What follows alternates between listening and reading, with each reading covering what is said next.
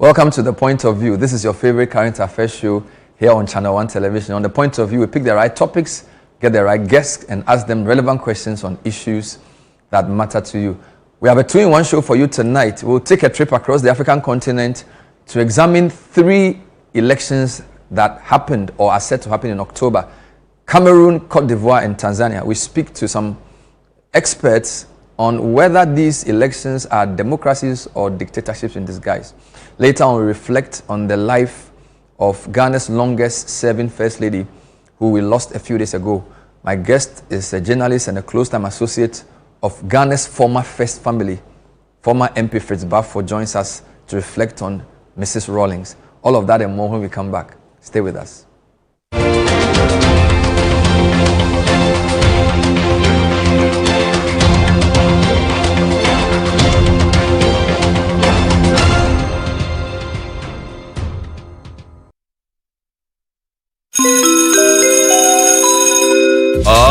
Announcing Ghana's first unlimited photocopier leasing. Yes, from just 983 Ghana cedis, you can lease a multifunctional photocopier and print unlimited. Yes, unlimited and free paper every month. Guess what? That's not all. Toners, repairs, and maintenance all are free. And oh, I'm not kidding at all. And we cover the whole country. Yes, the whole country. What are you waiting for? Just visit us at www.valexlease.com or call 0244 644048. Remember, terms and conditions apply. Valex Lease, affordable document management solutions.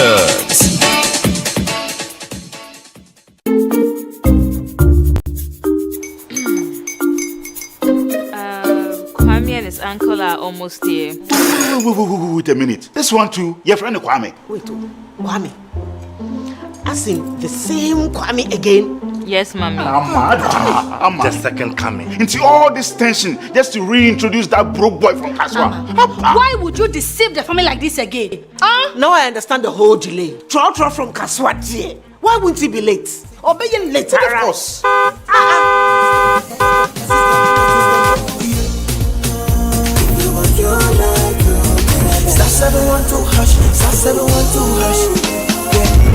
Coffee be the luckiest. Coffee from Georgia be luckiest. From Natepia cause she be luckiest. Yeah, you coffee be luckiest. No matter why you're lucky. Everybody go be that luckiest. God, Kwame! Send your God the apple boom. If you pray with that toy, so would the coming of the Son of Man be. Is that his car? Everywhere. Dial star 712 hash. Choose your ticket. Enter your lucky number. Follow the prompts and let destiny handle the rest. This promotion is regulated by the NLA on the Caritas platform.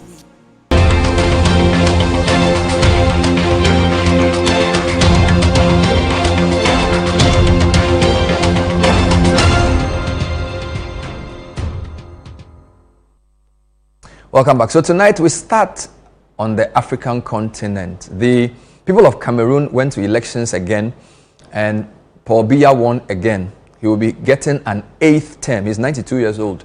By the time he's done with his 7-year cycle, he'll be 99 years old. Cote d'Ivoire also went to elections on the 26th of this month. The results are out, and 83-year-old Alassane Ouattara has won for a 4th term. He will probably be early or late 80s when his term is over. As we speak, there is some unrest in Tanzania because the opposition say they have been excluded from a critical election. Samia Hassan, who took over in 2021 following the death of the then president, is set to win an election which has been described as controversial. Let's reflect on these with a political science lecturer at the University of Ghana, Dr. Kwame Asa-Asante. What do these elections mean for democracy in Africa? Are they fertile grounds for larger types of unrest? We speak to him in a second. Let me just show you the timetable for elections in Africa. In October, 3 elections, as I said, Cote d'Ivoire, Cameroon, and Tanzania. Guinea-Bissau is set to vote in November. And in Guinea-Bissau as well, the opposition will not be allowed to participate from all we're hearing. Then the elections in Central African Republic. There was an election in Malawi where the opposition won as well. Doc, thanks for joining the program. Good evening. Good evening. How concerned should we be about what's happening in Cote d'Ivoire, Cameroon, and Tanzania? I think the elections that we are seeing in this country are nothing but mockery of elections that we have in our part of the world.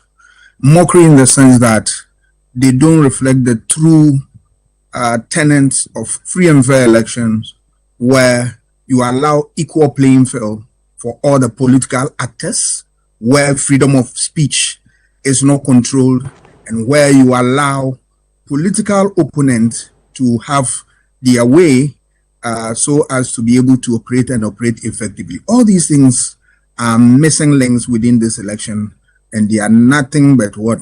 Making our democracy nothing but what? A mockery. Let's take them one by one. Cameroon was the first one. Paul Biya is 92 years old. This will be his 8th term. Of course, the country has been stable.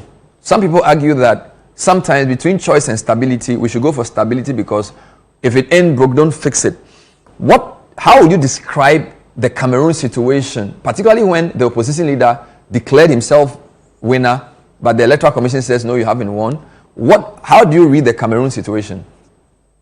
It's nothing but a sorry story. Because we've seen Paul Biya.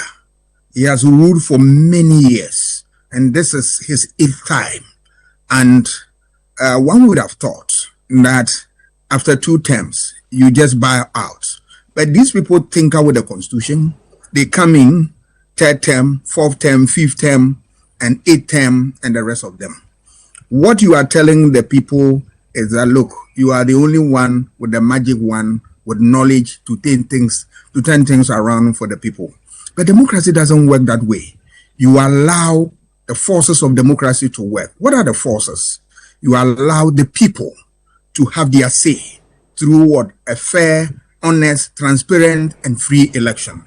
Election devoid of what? Intimidation, harassment, and all the aberrations you can talk about. Human rights are safeguarded, and media have their way to operate freely within the contours of the law. Is that what we are seeing in Cameroon? Look at Cameroon. You have a whole lot of what? Bizarre story. You have intimidation against opponents. You have what? The media is, clip, and they can't talk, they can't do much. Arrest and detentions, and what have you. And these are the cornerstones of democracy. So once you hit at them, I'm afraid you are what? Creating problems. And these are the things that create fertile grounds for military adventurism. All right, let's deal with Cote d'Ivoire. I remember in the early 2000s, Alassane Ouattara was in Ghana. In fact, he was in the studios of City FM campaigning that he was being denied the chance to run at the time against Laurent Gbagbo. They claimed he was not Ivorian. He had come to Ghana to lobby President Kufuor and co. to intervene in the Ivory Coast situation. Fast forward, he was allowed to run, he won the elections, and there have been a few tweaks with the constitution. He would argue that I have not done anything unconstitutional. Can we paint Alassane Ouattara with the same brush we are painting Paul Biya? They are birds of the same feathers, because if you look at Ouattara, one would have thought that all his Western background, all his experience at the IMF and the rest of them, you come home with something good to turn the whole society around. But events have taken a different turn. The same things that he was complaining of has been meted out to his opponent. The serious opponent has been bad, claiming that he's not Ivorian and the rest of them. It's nothing but robbing Peter to pay Paul. And that in itself is not good enough. We are seeing, yes, it is true that the economy is a little bit improved, but we still have challenges in the issue of what? Human rights violations, arbitrary killings, torture, ill treatment of people, detentions and all that. And these are the evils that rear their ugly heads in any democracy. And so once you do this, you create a kind of tension and a political decay within the country. Let's talk finally about Tanzania. A woman who took over from Magufuli in 2021 after his death, a lot of people felt that she started well, governing well. COVID was brought under control. But we are now told that the main opposition leader has been jailed for treason. And the other potential opposition people have either fled the country or have disappeared. I mean, for a woman leader in a country like Tanzania, I mean, that's quite serious. What's your reading of the situation in Tanzania? In fact, it's unfortunate. It's unfortunate. Because, you see, there were all hopes that after the death of Magufuli, and this woman assumed the reins of power, leading the Chamacha Mampuduzi party, one would have thought that, look, she's going to do something beautiful. But look at it. Events have taken a different turn. And this woman, you know, arrests, detentions, disappearances, corruption, and what have you. It doesn't bode well for a country that was very much doing well during the era of Magufuli. So it's very, very surprising. Once you block the space of dissent, you stifle criticism, you disallow political participation, you remember that you have really, you know, limited the political space. So then forces at work will begin to employ all manner of tactics. And this is what we have, students of what democracy, we are kicking against, because we have won the battle against military adventurism. Until recently, we've done so well. Because if you look at the third waves of democracy in the 90s, Africa stood firm. And of course, some were whipped by democratic forces and the status quo changed, and then we had a democracy. So going forward, we had the belief that we will continue from where our people left off. But hey, look, in recent times, we've seen a reversal. And this was the situation in Latin America some years ago. It's my hope and prayer that we don't go to what? The fourth or fifth wave of democracy, where military will come and then take us to the old order, which you and I don't want, and then the new status quo is built and the rest of them. We don't want that. And this is what... Let me end with two broad-based questions. Some people say democracy shouldn't be an end in itself. It's development people want. If you look at Cote d'Ivoire, as you rightly said, the numbers are not that bad. They are, I think, the 9th or 8th largest economy in Africa. They do very well on the economic side. Indeed, under Ouattara, Cote d'Ivoire has improved economically. You go to Tanzania. I was watching a documentary last week about Africa's 7th longest bridge that they built, opening up the country. They have a very modern transportation system. The country seems pretty well developed in terms of economic progress. Shouldn't that be what we should focus on? Because it's not every country that develops that has the so-called Western type democracy. So when we criticize these guys, they can say, look, my people are happy. They are getting the development. They are getting the jobs. Why should we be concerned about elections and whether somebody is running or not? Development is a total concept. Development in one aspect of human life, say for instance the economy, without reference to what politics and societal needs, is empty. It's nothing but what development in the cemetery, that you provide all the infrastructure development, you provide basic needs, but I cannot express my views. I cannot criticize government. I cannot also demonstrate to express my opinion about government decision. Then obviously, this is what Michael Kwe refers to as democracy in the cemetery.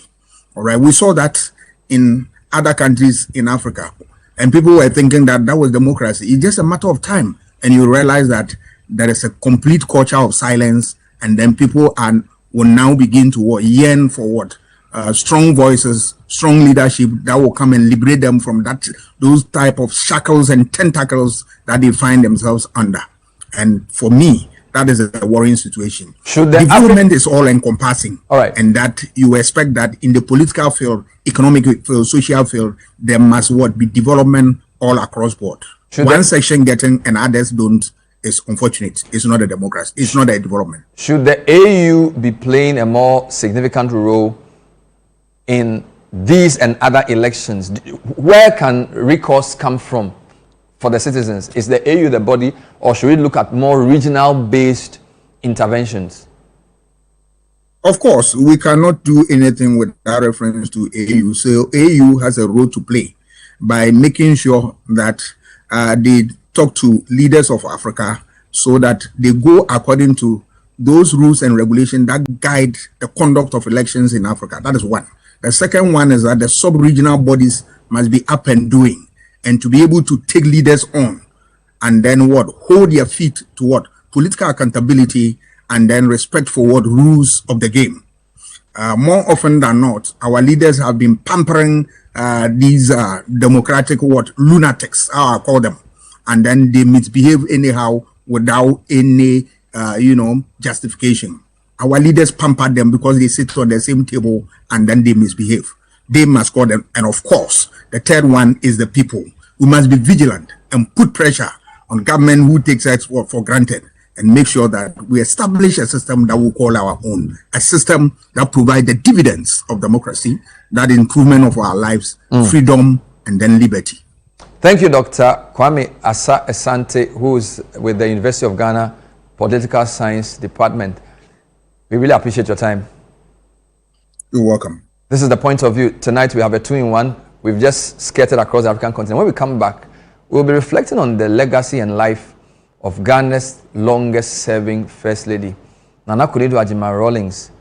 You can say she was First Lady twice, because she came first in the 79 when Rawlings came, of course, and then from the 81 period all through to democracy, 93, till Rawlings left power in the year 2000. Fritz Balfour is one of the few people we believe can put her life in context. Of course, he's a journalist by training, communications consultant. He's a member of the NDC, former member of parliament, but he also was very close to that first family, so he understands a lot of those dynamics. We'll reflect with him when we come back. Stay with us.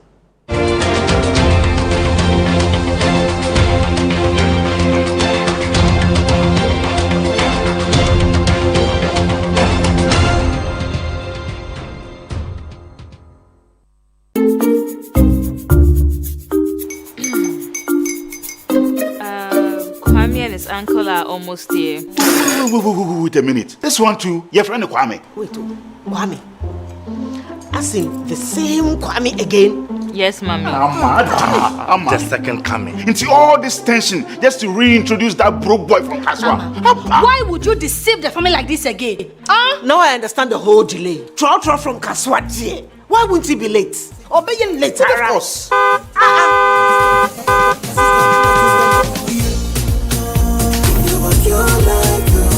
Star 712 hash, star 712 hash. Yeah, you go feel the luckiest. Coffee from Georgia be luckiest. From Natepia, cause she be luckiest. Yeah, you go feel be luckiest. No matter why you're luckiest. Everybody go feel be that luckiest. That's Kwame! Send your God the apple boom. If you put it that way, so would the coming of the son of man be. Is that his car? Star 712 hash. Choose your ticket. Enter your lucky number. Follow the prompts and let destiny handle the rest. This promotion is regulated by the NLA on the Caritas platform. When malaria strikes your home, it strikes everything. Sleep, peace, and even work. Don't miss deadlines because of malaria. Don't lose your sleep to malaria. No more endless worry because of malaria. Olenoko, enough! Fight malaria back with Vegatem. Vegatem is effective, safe, and fast-acting against malaria. With its alu packaging, Vegatem tablets stays effective right to the very last tablets.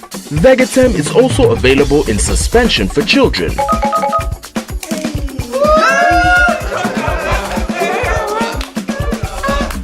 Vegatem, tough on malaria, easy on you. If symptoms persist after 3 days, please consult a doctor. This advert is FDA approved. Welcome to the Africa Prosperity Dialogues, where business and political leaders meet to drive Africa's single market. Distinguished guests, this is our moment to make history. We must act not in isolation, but together as united Africa. Under the patronage of His Excellency John Mahama, President of the Republic of Ghana, and in partnership with the Africa Continental Free Trade Area Secretariat, the Africa Prosperity Network presents the Africa Prosperity Dialogues 2026 under the theme Empowering SMEs, Women and Youth in Africa's Single Market. Innovate, collaborate, trade.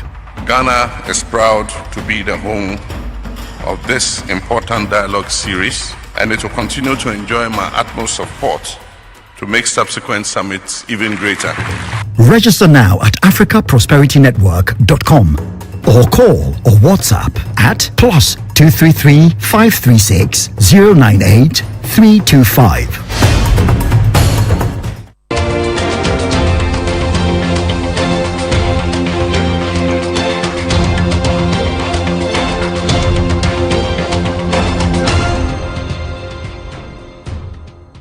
Welcome back to The Point of View. We are here with Fritz Bafo, a senior. I don't know why you are you a journalist or a politician or what are you? How should I characterize you? Oh, I'm a media man. A media man. A media man. You know what's funny? When I thought about this topic, I wanted to interview you for a funny reason. I was reading a book written by Dr. Evans Amfong. Yes. The book is titled Living Waters to a Thirsty Land. That's right. And he dedicated a lot of time talking about your father, R.P. Bafo, and how your father had prepared the ground for him to take over. And in his book, he showed photographs of the student leadership during his time as VC. Right. And there was a picture of PV Obing, Nana Konadu Rawlings, and Felix Owusu-Ejipong. And he said that SRC in the 70s made an impression on him because they were very good leaders, and that he wasn't surprised that they became national leaders. Right. So this is the 70s where Nana Konadu will be at Tech. I think at the time you were 60s into the 70s. Yes. So where would you be by then when she was in Tech? Would you be in the UK or you would be in Ghana? Yeah, I was in the UK. You were in the UK. I you know, she was, in terms of years, she was it should have been 2 years ahead of me in secondary school. So in Form 1, she would have been in Form 3. All right. So when she went to Tech, I was working. I was working for her father. The father was then the managing director of the GNTC, and I joined GNTC in '69. G.O.T. Ajiman. G.O.T. Ajiman. He was the managing director of the Ghana National Trading Corporation. When you finished Prempe and went to the UK for your A-levels, you already started working? No, before I went to the UK? To the UK, yes. I worked for 3 years, yes. So you knew her father even before she became a politician? I knew her father from childhood. I've known Nana Konadu since I was 3 years old. No kidding? I'm telling you. Tell me about that. Where? Was it in Accra? Was it in Kumasi? In Accra, yeah. Where? Nana Konadu's father, J.O.T. Ajiman, John Osei-Tutu Ajiman, was my father's mate in Achimota. My father went to do his degree in Achimota. My father was an advancement boy, all right, and did his engineering degree. You know, he was the first Ghanaian trained engineer. University of London. Yeah. But he went to Achimota, and his J.O.T. was his friend. All right. So they were colleagues? They were colleagues, but J.O.T. was doing commerce. Okay. He was doing a BCom. All right. So they became friends. And then on my mother's side, my mother's twin sister, Mrs. Obechibilamte, went to Wesley College with Nana Konadu's mother, Auntie Felicia. You can't. No, you can't. It's intertwined. So your father was a friend of her father. Yes. And your mother was a friend of. Right. Wow. So and then my father's sister, all right, at a certain time shared digs with Auntie Felicia, which is Nana Konadu's mother. Where in Accra did you grow up? At Ridge. Ridge. Yeah. Was that where she was also living? Yes. You see, her father became the general manager of UAC. Good. All right. And Kwame Nkrumah took over the Leventis, AG Leventis, which was a big trading house, and turned it into the Ghana National Trading Corporation. Okay. And brought in Sir Patrick Fitzgerald, who was the UAC managing director, to set up GNTC. Wow. And he brought along J.O.T. Ajiman. Wow. So that was it. But so at that time, in '51, you know, Kwame Nkrumah became the leader of government business, and things changed. So the Ridge, which was a European-only area, became an area for very senior. So you were the first Africans to live among, yes, at Ridge, yes, in the early 50s. Wow. And so naturally with the friendship and everything, and there were others. There was Mr. Inoko Kun, who was then the secretary to the cabinet and one of the close associates of Kwame Nkrumah and head of the civil service at the time. So they were there too, and we had other very senior Africans living there. So J.O.T. Ajima obviously was related to the Ashanti royals too. Very much. He was a grandson of one of the Queen Mothers, if I'm right, yes. So Nana Konadu was a royal. She's a royal, very much so, yes. And also then born to obviously a well-to-do family. Yes, her grandfather was a cocoa magnate. Wow. At the time before Cocoa Board became the sole purchaser for cocoa, cocoa beans and things like that. He was a cocoa magnate. Wow. And he actually traveled all the way to America to sell his cocoa beans. In those years? Yes, to Hershey and the rest. So it shows you. Wow. And they went by boat. There were no planes. So it will be very unfair to discuss her only from the Rawlings perspective. She was, you can say, meant for a certain path even before she met J.J. Rawlings. Naturally, I mean, she was a meteor, comet going up in the sky. What was she like in childhood and those teenage years? Oh, she never changed. She was she was something else. All right, very forceful, very strong-willed. She had strong opinions. Even then? Even then, yes. The last time I think I talked to one of you journalists immediately after her death, and I, as a young boy, used to suck my thumb to the disapproval of my mother, my father, and everybody around me. So I used to hide, go and find corners, dark corners where I could suck my thumb and maybe read a book, you know. Okay. And when Nana Konadu came to visit, she had a penchant for finding me. Okay. And then she would shout. My mother was Akwili, so Auntie Akwili, ina Fritz, so I didn't really like her visits too much. Wow. But I had an elder brother, my late brother Jerry, and he was very close to her because they were colleagues, you know. That's what carried on. But I'll also say something that is personal to me. When my father left Tech, all right, he left Tech because he was very close to Kwame Nkrumah, and that was one of the reasons. So he was hounded out? Hounded out, yes. And he couldn't get a job. So the person who gave him a job was J.O.T. Ajima. He made my father the supervising manager or general manager of GNTC Motors. Because of his engineering? Yeah, and they were friends, and so, you know, against the grain, he got him a job. Wow. So that shows you that there was, you know, a very strong link. Amazing. So it's funny, you worked for Nana Konadu's father, and Nana Konadu's father also eventually employed your dad. No, he had employed my dad before because he got my dad a job, I think, in 1968. Wow.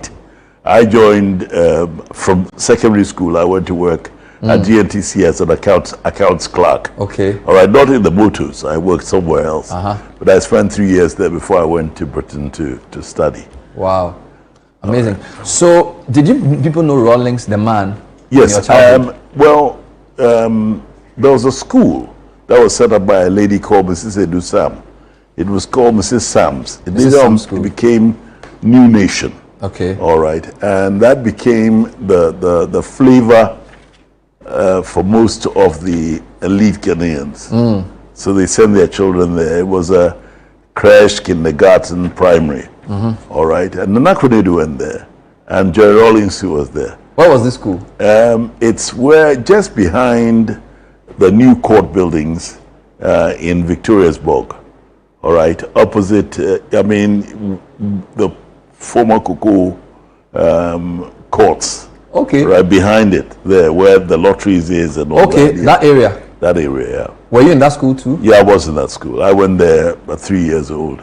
So, Nakwidi was 2 years your senior? Yes. In age. Was Mr. Rawlings older than her? Yes, 1 year older. So you all knew each other? We all knew each other, but I mean, at that age, I mean, it wasn't set in stone. Yeah.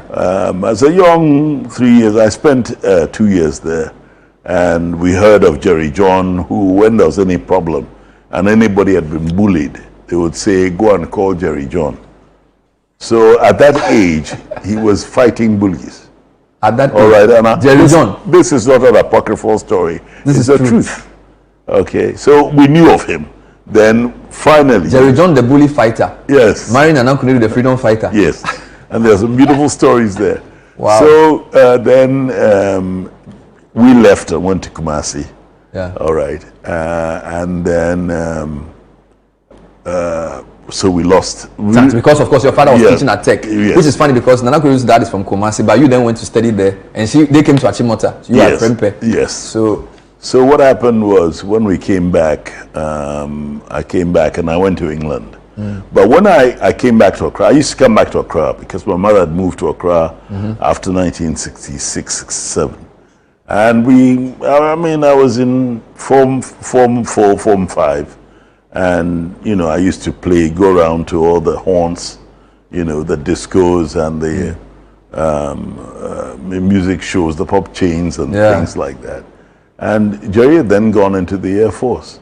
So there was this dashing guy in his, pilot blues and his cap and everything. We admired him from afar, but the interaction was not that regular. Yeah. But Nana Konadu and her sisters had a band. All right, yeah, like the 3 Degrees or what do you call it? Diana Ross and the Supremes. Wow. Based on that. And my brother also was a singer for a band called the Saints. Wow. All right. And they used to come on TV. And one time they came on TV and my grandmother, my father's mother, was watching this and said, "What? My grandson dancing and gallivanting on such." She told my father. Not knowing it was the same thing with Nana Konadu, because she and her sisters performed, it was called Dance Band or Time for Showbiz or something. And so they got. So she always had a creative, very, very creative, artistic streak. Very, very I artistic. think she studied the fine arts. That's right. Okay. And did textile design and things like that. And Jerry himself was a very good. Was he? Painter? No, he draws beautiful. Jerry could draw. Yeah, he could draw, and play the piano a little. Yeah. How controversial was their marriage? It wasn't. It wasn't controversial. Uncle J.O.T. was a very, very sober, a very wise. He had a very wise demeanor. All right, and if that is what Nana wanted, then fine. Okay, I don't know whether it was his choice or not. Because Rawlings was in the army, obviously. The Air Force, Nana Konadu had gone to Tech to do her fine arts right, thing. and then she was working. She I think she was an interior designer. Actually, textile design. Yeah, interior design. She was a set designer. There were window designs at UTC. All the great big department stores, Kingsway, UTC, Ghana House, had, window displays. And they were the dressers. You had to have some artistic, you had to have a concept of of creativity to dress the windows and make the windows attractive for people to want to come in. Wow. But overall, she could draw. She could design, she could do many things. Yeah. This is the Nana Konadu story as has never been told on this station, at least. I was speaking to Fritz Bafo. She's known Nana Konadu since he was 3. They went to the same, I think, is it kindergarten, for want of a better word, primary school, and worked for the father, close family contacts, knew Rawlings as well. We'll take a breather. When we come back, we'll sort of trace the story into her active years in governance. I think it's without dispute she's been our most vibrant first lady, probably the most vibrant African first lady. We'll discuss that and where does Fritz place her in the pantheon of African greats. This is the point of view. Stay with us.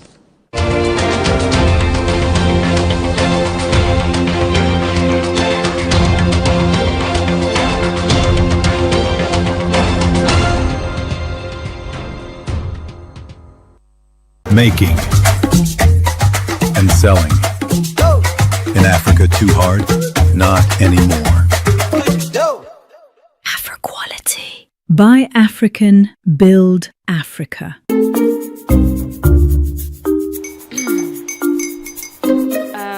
Kwame and his uncle are almost here. Wait a minute. This one too, your friend Kwame. Wait, Kwame.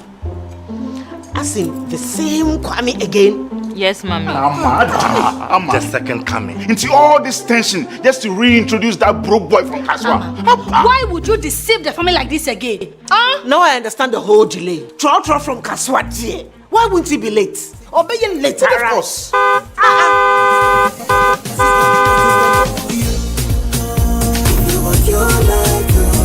Star 712 hash, star 712 hash. Yeah, he go be the luckiest. Coffee from Georgia be luckiest. From not the cause she be luckiest. Yeah, you go be luckiest. No matter why you're luckiest. Everybody go be the luckiest. That's Kwame! Send your God the apple boom. If you put it toye, so would the coming of the son of man be. Is that his car? Dial star 712 hash. Choose your ticket. Enter your lucky number. Follow the prompts and let destiny handle the rest. This promotion is regulated by the NLA on the Caritas platform.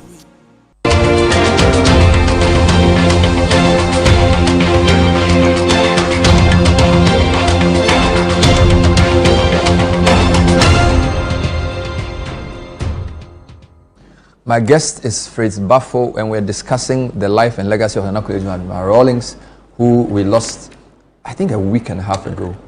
And obviously, the family is mourning. President Mahama has declared 3 days of mourning. She was our most vibrant first lady, and Fritz is giving us a very personal touch of this. How surprised, okay, I don't want to do politics necessarily, but when in 79, after May 15, Rawlings says, release my men and all of those things, and June 4 came up, you already knew the couple.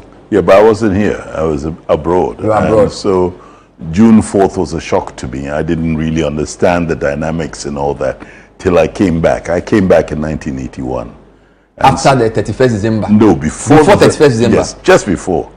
In fact, I was on my way to Kumasi when I heard that. Whisper to me, did you know he would do 31st December? No, I didn't. You didn't know as well? I hadn't seen him. When I came back, I realized he was in trouble with the government of the day because they were following him and all that. So I'd also come in new. I didn't know anything, so I didn't see them. But after 1981, when December 1981, it took me about a couple of years for me to get to meet. To re-establish proper contact. Right.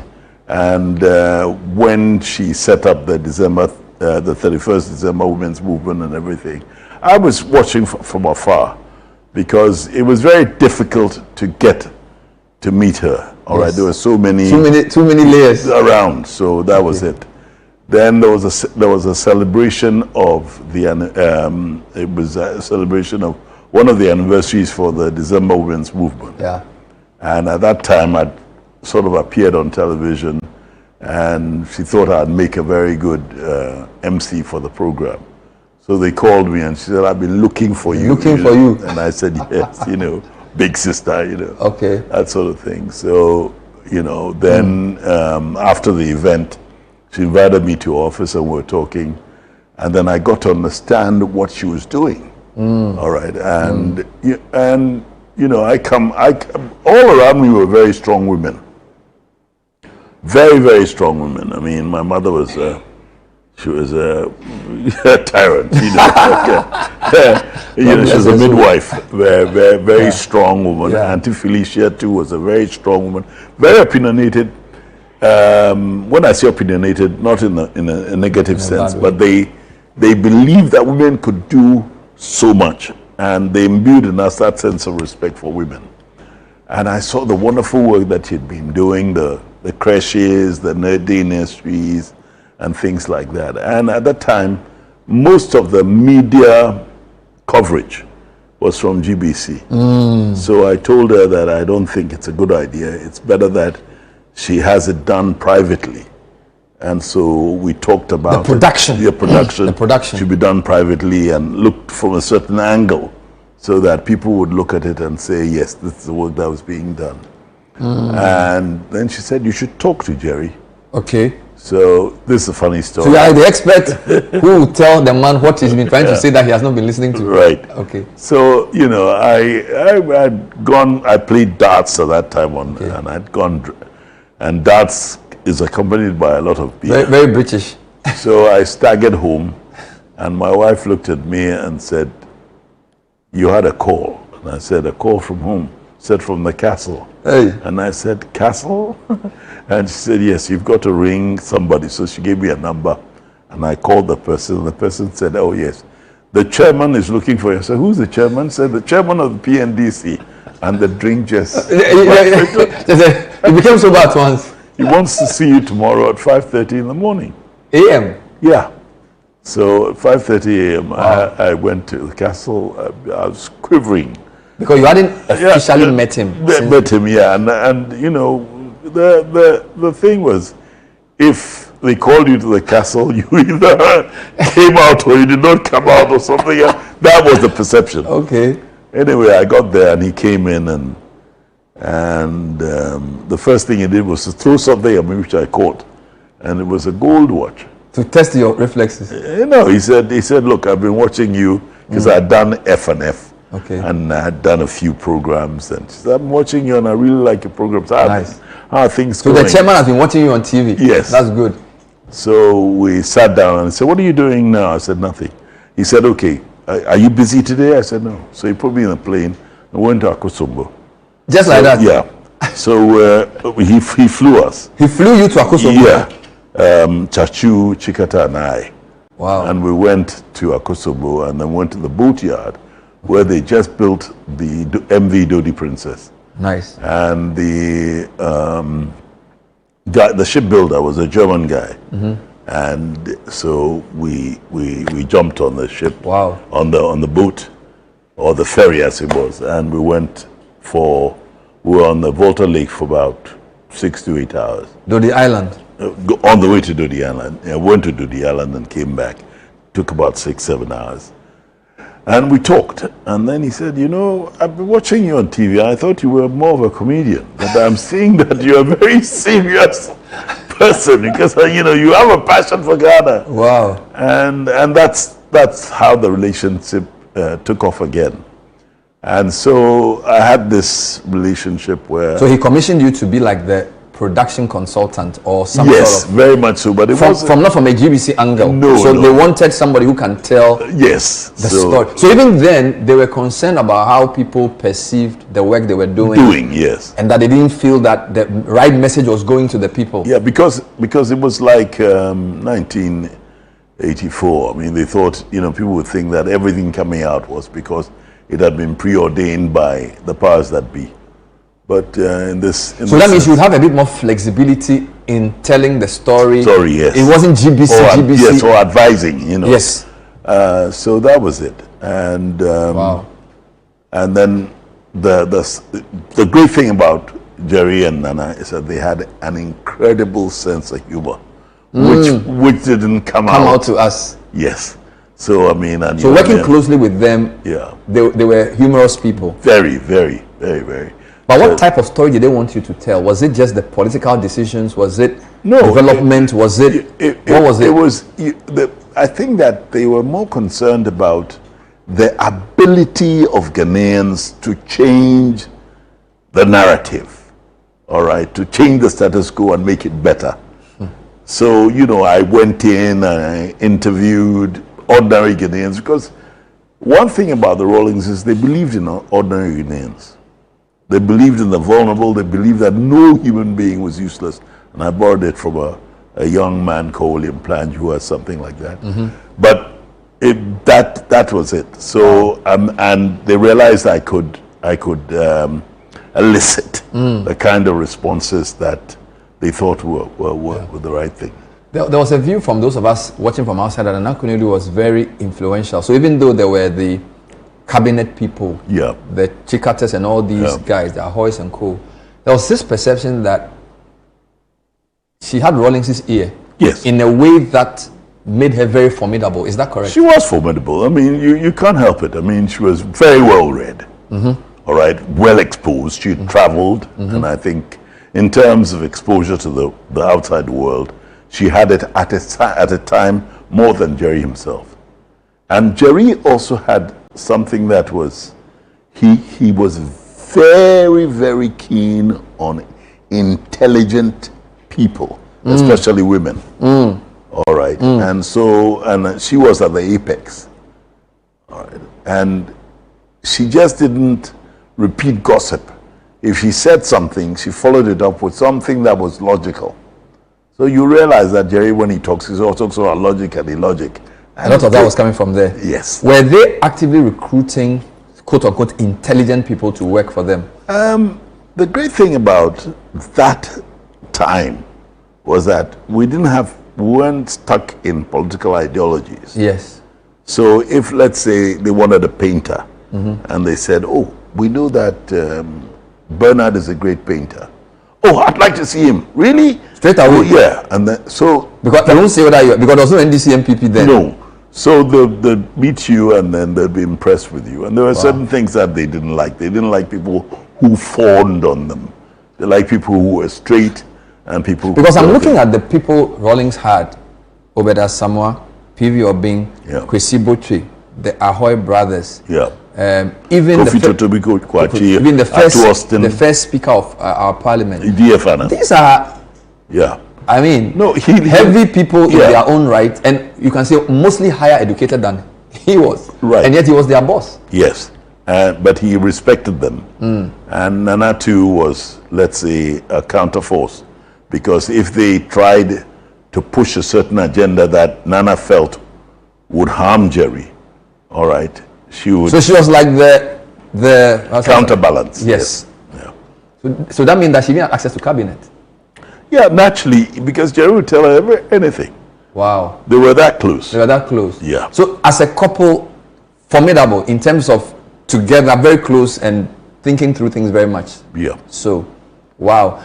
Were you there when the issue of democracy came up and the fact that we had to change to do political parties and elections? Were you working with them? Yeah, the technicalities were, the cabinet and the cadres talking and everything. I mean, I was a little bit on the outside. Yeah. But I had access to them, all right, as a result of when there was anything after that. Oh, this is what's happened. What do you think? But I'm not saying that I had too much of an input. But I could come up with my, and that's all right, cover it and see what you can do about this and all that. So we did that. And he was very, very passionate. The two of them were very, very passionate about Ghana. I believe that the sad news of Jerry's death was that he was consumed by the country. He cared so much about the country. Yeah. Because in conversations, even apart from the humor and maybe other things, most of the time it all went back to how are we going to turn this country around or make so it that was their obsession. Yes.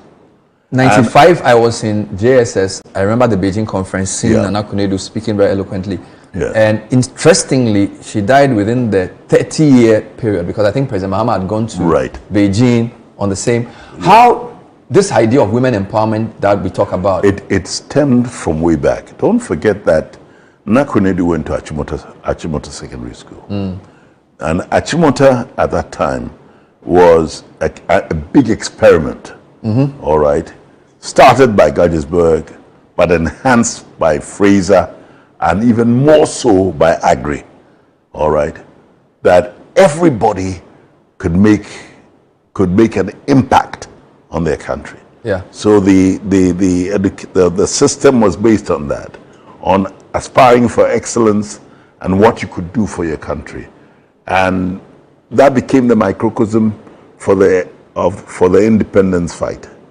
All right. I mean, you could see that a lot of the people who came and put meters on the independent fight had an association with Achimota School. And the women, the girls who came out of Achimota are very, very strong. Think of Joyce Ayi as an example. Joyce Ayi, We talk about Joyce Ayi, and we talk about, there's so many of them. Very strong.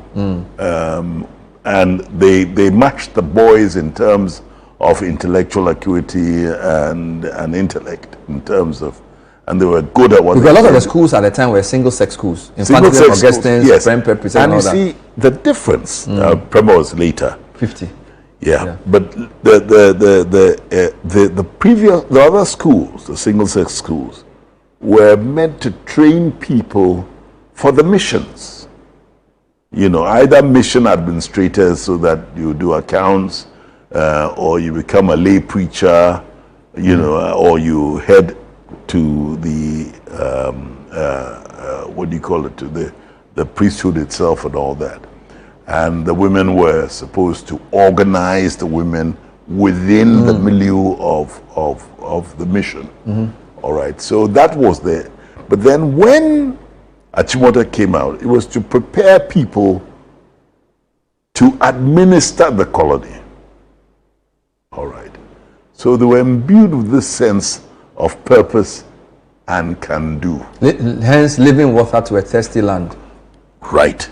And which means that they sort of, in a sense, we are the ones to come and govern. Yes. That's the idea. Yeah, and administer and lead the process, yes. Which was why it was a co-educational institution. Right, yes. Amazing. Of course, we've had most of our presidents, I think they've had the lion's share. Rawlings, we've had the Mills. lion's share, yes. Rawlings, Mills, Buzia. If you even count primary school, John Mahama. John Mahama too, yes. Amazing. Kwame Nkrumah. So it's not in doubt that she's been our most effective first lady. Yeah, I mean, at that time, and I think it was because of the system she had. Right now, our first ladies are... they don't have the same system around them. Yeah, and they can't do the things that Nana Konadu could do. Because this was a quasi-military government. All right, and so they ruled by edict. You know, let's be very fair. They ruled by edict, and so therefore she had the leeway to do that. And I'm not taking it away from her. She was a very formidable lady, and she used it for the betterment of the society rather than herself. I know people, for political reasons, will see all kinds of things, but would you say in their later years they regretted their approach, because there was a lot of falling outs. If you think about people who were with them closely, who at some point even the NDC. Look at our political system from 1951 to now. Falling outs is just normal. Ghanaians are very. We call them a very stiff-necked people when it comes down to a lot of things. Kwame Nkrumah had Joe Appiah, Victor Usu, Aram Posa. They were with him. Later on, they broke away and formed the UP. All right. Then Buzia itself, when Buzia came in, he fell out with certain people. He fell out with Joe Appiah. You know, he fell out with Dr. H.S. Bannerman. Then you had the problem with the UNC and the Victor Usu, Kawili, another falling out. So so falling out is part of our part of the course. So I won't put too much store on it, except that because it's recent, we can talk about it. Did you maintain your friendship with her, though? Yes, very, very much so. I saw her on Friday. Yeah, we've had some falling outs, but that's something. You saw her on Friday? The Friday, yes. I was with her, and I even cracked a joke that she looked so well. And I was going to take her to a disco. So when I got up, because my balance is not too good, I almost fell. She said, that's the punishment for you trying to tell me that. I mean, there were people there who saw it, so they were laughing. But yes, falling out, and she's crossed with me. I don't want to see you and all that. When you went into Parliament in 2012, 2008. 2008 to 2012. Yeah. Obviously with her blessing. Yes, I went to them to tell them I was going to stand, and they said, "Oh, it's long overdue." Long overdue. Yeah. So for you, being part of NDC was natural. I was at the beginning with him, because he even sent me out. He said, "Look, we're trying to form a political party. All right, go in and sit in." So I became a member of the media committee. So the first ads that came out on television and on radio were from this country is not moving backwards, it's going forward. Forward, yes. Those are things you did. Did you travel with him? You said something many years ago in an interview that in 96 Yeah. You said the 92 election, Rawlings was a bit surprised at the vote MPP got, even the Rawlings NDC won. Yeah. So he said 96, he visited every corner of the country. Yes. Because he wanted to be sure that people got the message. Yes. And he lost a lot of weight. I mean, I wish we had the pictures. You could see before and after. He went round and he worked hard because this guy was passionate. And she was campaigning with him too. Yeah, of course. And she did it. She had her own style of doing it, and she had the women in her palm because she'd opened the doors for them. All right, because in 2000 I did a film on the movement. So I traveled around the whole of Ghana, and I was amazed at what I saw. You know, if the movement had become a political party, it would have given everybody a problem. Serious problem. A very serious because problem. They were based on market women and and you know they're very strong and very, very, very. Wow. Yeah, and not only the creches, as I said, I saw weaving, and I saw the bakeries, the gari factories, the palm oil, and everything. And if we hadn't tampered with it politically when we lost power in 2000, and everybody was. You know, we never ever had a situation where there had been a change of government through the ballot box, you know. And so it was like a coup. In a way. Yeah, so, I mean, they started demonizing everybody and started saying, you know, and all that. And it messed up the movement a bit, all right? And so, you know, if it hadn't been for that, I think that... How did she feel about not being in power? Because, as you said, from 79 to 2000, that's a long time. And then from 2001 to 2025, almost an equal time outside power, in power. Yeah. I think she felt it because she felt frustrated because she wanted certain things done, all right? And she wasn't somebody to hide her, you know, her frustration, all right? And sometimes it came across as too harsh to certain people. But that is what she wanted. She wanted certain things to be done. She saw women, maybe she saw women begging or women in distress, and she said, no, this shouldn't be, all right, and she'd make a point of it. So all these things came to the fore. How proud would they be of Zaneto? Oh, Zaneto is special. But then I know the 3 girls and the boy, and all the children are special. And I always say this about Ghanaians when we knock ourselves. But we really have never had very bad children coming out from our various heads of state. You know, we haven't had any bad reports of them doing things like buying 25 cars and houses and doing all kinds of things. Yeah. I mean, but the children are very well brought up. Even with high political office, most of the children turn out disciplined. Yes, they don't and very respectful. Yes, there is a certain humility in the system Ghanaians have. Ghanaians are humble people, but that mix is very dangerous because. So you wouldn't see, you know, for example, you go to Equatorial Guinea and you read stories about the president's son. So, and most of our presidents would not have kids do those things. No, they wouldn't. And Ghanaians themselves wouldn't tolerate it. Wouldn't allow this. Yeah. Which is a good thing. Yeah, it's a very good thing. What will she be most remembered for? I think that for the presence of women, all right, in public life, with a certain confidence, with a certain can-do spirit, and the fact that now people look to women because they believe that they can do things that they can do it maybe better than the men. If you look at the women in Parliament, for instance, I was looking at the chairman of the PAC in Abuna Osei Asari, amazing. She's just wonderful. Yeah. All right, she doesn't belong to my party, but she's wonderful. She's hardworking. I was with her in Parliament. Very respectful, very humble, but very sharp. We need more of that. We need more of that. And if you look at some of the other women in Parliament, you'll realize. Look at, for example, Shirley Bochwe, where she's gone. Commonwealth. Yeah. Look at Hannah Tete. Yeah. Where also she's UN. gone. Yes. And it shows you that we have something. We have the quality. There's a treasure. We have the quality. Yes, a treasure trove. Wow. For us. May she rest in peace. And I think President Mohammed's 3-day national mourning. Yeah. It is as well, correct? And of course, state funeral. Yeah. Very personally, I'll miss her because, I'll miss the telling off at the knocks of the head. All the jokes. And the jokes and the fact that she cared about Ghana right down to the end of her life. Yeah. She'll be sorely missed. Yeah. They are so rested. Her legacy will definitely live on. Yes. Nana Konadu, Ajiman Rawlings, reflections with childhood friend, political associate and journalist, filmmaker. I remember him for Sincerely Yours. And of course, MP for...